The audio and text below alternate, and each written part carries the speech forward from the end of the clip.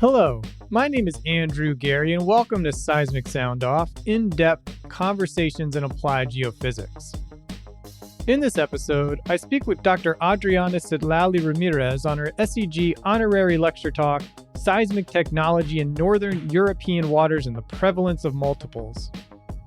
In this compelling conversation, Adriana showcases the value of exploring and developing mature oil and gas fields, the value of moving first on new technology, and offers great advice to succeed in the industry.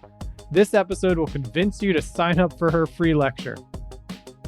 This episode is sponsored by CGG. Instead of seeing multiples in the North Sea as the enemy, why not put them to work? CGG uses multiples to build better velocity models and images that give unique clarity for near-field exploration and development. With its top-size data in the Barents Sea, plus new OBN and dual azimuth datasets featuring time-lag FWI, CGG provides unmatched insight into North European waters. Contact CGG today to learn how to see things differently during North Sea exploration. For the full show notes and the link to register for Adriana's tour, visit seg.org/podcast. Now for our conversation. Let's get started here. I'm excited to highlight your upcoming talk, and let's, for the audience, kind of get started with a brief overview, a quick 30-second pitch for your talk, which is titled Seismic Technology in Northern European Waters and the Prevalence of Multiples. The history of the world in the last 100 to 120 years is the history of oil as well. They are intertwined from my point of view, and they are intertwined. They start from the quest to find reservoirs, to controlling them, to their impact in quality of life, in our war and peace, global economy, technology, and environment. So they cannot be separated. So my talk starts with this history, but I also highlight the key technological developments throughout this time, these 120 years. And in particular, after 1960s, the focus of the talk is on the Northern European waters. But I do that. I focus on this part of the world without ignoring the global perspective, because a given geographical area cannot be fully isolated. That historic tour takes us to the present day, where the maturity of this area of the hydrocarbon world, the Northern European waters, appears to reside at two sides of the spectrum. On one hand, we have a large, highly prolific, near full maturity hydrocarbon area.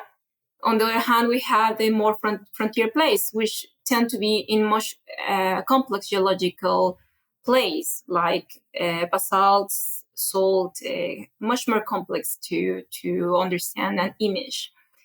So in one area, we're trying to find what we haven't found, because we have found already so much. So we're looking for the subtle or the hidden traps. And on the other area, we're hoping to find gigantic fields. Their business needs are very different, but their seismic needs are more similar. One because of the complexity, the other one because is what we haven't found after searching. So from my point of view, there is a need for advanced marine seismic methods with fewer compromises and often a more target-oriented approach in working the data and finding what we're looking for. Yeah, you kind of mentioned it in there, talking about this long span of technology that you're looking at. The summary of your talk really does provide a unique commentary on the state of technology and progress in the oil and gas industry. And as a non-geophysicist, one thing struck me, if there is so much risk and unknown at this stage of oil and gas exploration in the Northern European waters, why is it still viable to continue exploring and developing in this area for companies? That's actually a good question. And it probably has more than one answer. And I would say it has at least two parts. So if you think about the more mature area, the one aspect is the investment that has been already made in this part of the world, the investment today, and the possibility of that investment becoming a liability. So that's one part from a business perspective. And this is combined with the government perspective. And actually, just last week, I was attending Davos Energy Week, virtual conference this year. And Tina Bru, for example, the Minister of Oil, Energy in Norway, Tina Bru said that the goal in terms of hydrocarbon is to maintain the same levels of production. And one thing is clear, you cannot produce what you haven't found. And if your production is declining, then you need to find something more. And that is the need for exploration in the mature area. And we all know that oil and gas is going to be part of the future, because it's not only about the traditional purposes, like making sure that Europe does not freeze in the winter, which is very important. But also, we are in a modern world, but where we use oil for not only for fuel or oil and gas for pharmaceuticals like aspirin and surgical materials, mobile technology, lubricants, makeup, clothing, etc. We are also in this energy transition where oil and gas is part of the equation to have a sustainability approach to that transition. And hydrogen, for example, production, which is one of the big bets for energy, relies a lot on the blue hydrogen, where gas is key. So I understand this need to maintain production, but as I said, you cannot produce what you haven't found. And the other part of the equation is, again, okay, let's say that you don't find anything else in this part of the world, in the mature area, but you still need hydrocarbons. You still need to warm the winters of Europe. So it is a belief that around 40% of the undiscovered resources, at least in the Norwegian sector, are still there, especially in the open area. 60% of those 40% of undiscovered resources are expected to be in the Barents Sea. And the numbers are not so different in the UK sector, where you expect to find more of these giant fields in the volcanic regions, in the frontier regions, Western Shetlands, Atlantic margins, in the both UK and Norwegian sector. And as I said, the Barents Sea is part of the equation. So it's about maintaining our quality of life as a global quality of life and making sure that the transition has a sustainable way of moving forward. Yeah, I understand. And kind of picking up on that thread, what technological developments have taken place in the Northern European waters in the past decade that have allowed the production to continue to, stay apace? One way of thinking about it is that in the last 10 years, one thing that we have been doing is using existing technologies in existing hardware in more creative ways. And one thing that I would like to emphasize in my answer is the acquisition side, even though, as we both know, the acquisition has to be matched with the proper processing, especially with modern technologies. And one example is simultaneous sources. I think the large-scale implementation, utilization of simultaneous sources, partially and in certain types or flavors of this technology, did happen in Norway and the UK. And we can think of triple source, pentasource in large-scale utilization. We can think about the developments from theory to production ready, utilization of simultaneous sources like the signal operation that has a requirement of regular shooting patterns, split spread acquisitions, almost continuous source sampling like Seismic, for example. All of them were either developed or implemented for production on large scale in this part of the world, especially on the streamer side. It's not the same in simultaneous sources for OBN because that was done in several different parts of the world in this timeline as well. And this has been combined with different ways as well of using the streamers, by having different streamers lengths. In the case of streamer Seismic, it has also been used with wide toe of sources. A lot of the tests, for example, on the source side had happened here in terms of source strength, reducing it, and seeing whether you can still image your targets at depth. The large-scale implementation of OBN for exploration pretty much started here a couple of years ago. Multi-component streamers, the feasibility test, the qualification, and the first use happen in this part of the world. I would say also that the feasibility for 3D seismic for deep sea mineral exploration, it is happening now. And it is happening again in this part of the world. And one of the motivations is that, for example, for exploration and production of deep sea minerals, Norway has passed a law to allow and regulate commercial activity. And that is going to open new business. So it's actually a motivation for us to test and to make this feasibility type of experiments to see what we can bring from our experience in oil and gas, in CCS, storage, what we can bring from that experience to make survey designs for deep sea mineral exploration that are cost effective. So there's a lot of things that have happened. I would perhaps include also CCS. It's not unique here, but a lot of the knowledge and understanding has also come from this part of the world for offshore experiments in particular. Could you just tell people briefly what CCS is that may not be too familiar with that acronym? Carbon capture and sequestration. I think it's going to become a well-known acronym very soon. And what are your unique career? I mean, as you have gone on in your career, you had roles working on new technological developments. And I'm curious if that's in those roles, you've helped see the value of new technology, maybe in a different way from other geophysicists or even management. Yes. That's the answer. Simple. No, I will try to give a better answer than a simple yes. I have had different roles. I had some roles in really exciting new technology, some roles in more niche technologies. I have collaborated with a lot of people. It has been a fascinating trip. But what happened is that in my last company, in Equinor, I got a very unique opportunity, which was to move from research, where I pretty much built my career, to the commercial part of the company. Still on a very technical role. And at the beginning, for several years, they allowed me to have 50% of my time in research, which I'm very grateful for. But the reality is what I ended up doing is working more or less dividing my time in 3 portions. And one of them was processing in the business part. Another part was the acquisition, survey design, also in the business part.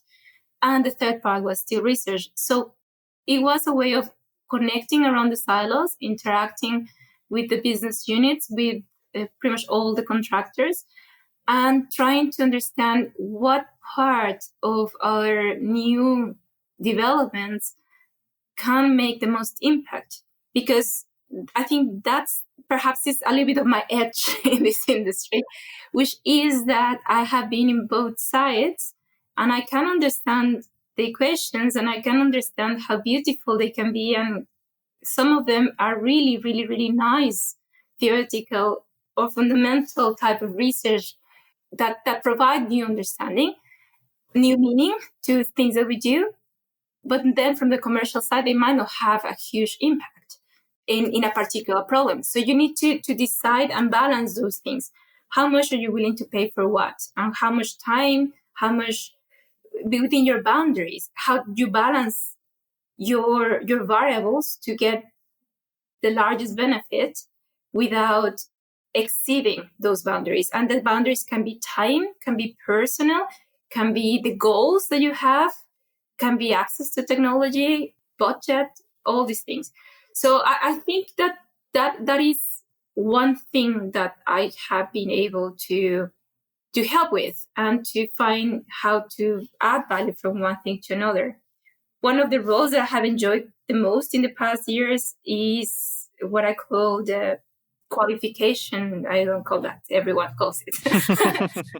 Qualification of technology. So you have a new technology, you test it, and you say, yeah, it does what it's supposed to do. That's the qualification. But what I'm truly interested in is when is to answer the question to myself and to others. When or where will I recommend this technology? Why will I recommend this technology? That's the key answer. In what scenario is this technology going to give me that 20% or 80% that I need? That is a great takeaway here. And kind of lastly, looking at this talk, given your experience and expertise, and you kind of talk about in your summary of your talk about companies maybe slightly getting a little bit more risk tolerant, let's say. What steps could the industry take to become a little bit more open to new technologies and possibly riskier actions? Well, I think that the industry is open to new technology. It depends on where you're coming from with that question. But if you think about the downturn, for example, during these past 5 years, we have not been in the best economy. And there has been a lot of consolidation, especially in the service side of the industry. There has been a huge reduction as well of suppliers. But at the same time, we have been very creative, as I said before, in the use of our existing hardware. We have pushed it pretty much to their boundaries. And at the same time, we have been developing much processing technologies. Some of them is not that much development from the initial idea, but implementation, because a lot of them were invented before the computers were at the level where they could be used in production. So we have done a lot of that. But I'm not sure what's the correct answer. But in the industry, we are in a very highly developed industry if you think about technology. Again, it's been 120 years of developments. And in recent years, one thing that was clear was that the huge investments, for example, in acquisition, the huge investments that were normal in the past with all the competition are perhaps not that normal anymore and not that ideal. One of the questions that came to mind and has been discussed at least for 3-4 years is how many multi-sensor streamers do we need as an industry? If you think about how many billions of dollars were spent in one of them and how much benefit to the company that made that investment has provided in terms of return of investment is extremely valid equation. So I think what we really need is to start joining forces in a different way. It's very common to see oil companies in joint industry projects with one service company. It's not very common to see more than one service company working together for the same purpose. And I am on the service side right now, so I'm taking my words very seriously. And we have also, we're talking because of my honorary lecture at SEG, and I'm also the chair of SEAM, the SEG Advanced Modeling Corporation. That's one of the places where we do have collaboration between competitors like service companies with service companies, not only oil companies with service companies, with a single service company, but actually real collaboration and academia and institutions. And I think that's a place where we can perhaps think of expanding that kind of proposals and interactions and joint industry projects. Another area that is needed for the future, in particular with the AI and the machine learning technological developments, we need more well-established, kind of standardized, accepted industry benchmarks. We need to have data sets that pretty much anyone can access easily and test their technology, and where we can agree on what's a good answer and what's not a good answer, especially when you have technologies that are moving away from standard physics that are, again, based on machine learning. So there's areas of improvement, of course. Well, that's a good reflection here as we wrap up. But I would love to get your kind of advice on this last little bit here, Adriana. What is one piece of advice you would offer someone trying to succeed, looking to succeed as a geophysicist in this field? Be curious. I think sometimes we lack curiosity and we don't talk to the person that sits next to you, and because that maybe that person is working in a completely different field. And it's, again, we have huge understanding of pretty much our different areas or different fields. What we are still struggling with is interaction across silos, is having a common language, is working at the advantages that each one of our disciplines has, that key understanding. And sometimes it's also about sharing data. There's a lot of data, for example, that is measured and QC'd in acquisition for the survey, for operations. And a lot of that data set can be used as pre-knowledge for processing. Well, you can ask around how many people in processing actually truly understand and know about these data that is collected and QC'd and discussed in the operations part. It's not that common. It's improving. I know it's improving, but it's still one piece of information. And if you keep going across silos, the way you use your data, the way you name your data, the way you store your data, sometimes that also hampers the use, the more global use of that data set. So I would say be curious, learn from others, and don't be afraid to take a side move, because you might learn much more and you might be able to help connecting some of these dots. Well, I feel like you can hear the seeds of this talk and that advice there. So thank you for sharing it and sharing a little bit more about your talk. And I look forward to people engaging and you getting feedback on this talk in the days and weeks and months ahead. Thank you very much. I'm really, really looking forward to that feedback and questions. Thank you for listening to SEG's flagship podcast, Seismic Sound Off. SEG produces these episodes to benefit its members, the geophysics community, and inform the public on the value of the science. To show your support for the show, please share this episode with a friend, colleague, or manager that would enjoy hearing this show. Your recommendation is the single best action you can take on behalf of SEG's podcast. Go to the website at seg.org/podcast to find all the episodes and learn how you can subscribe for free directly on your phone.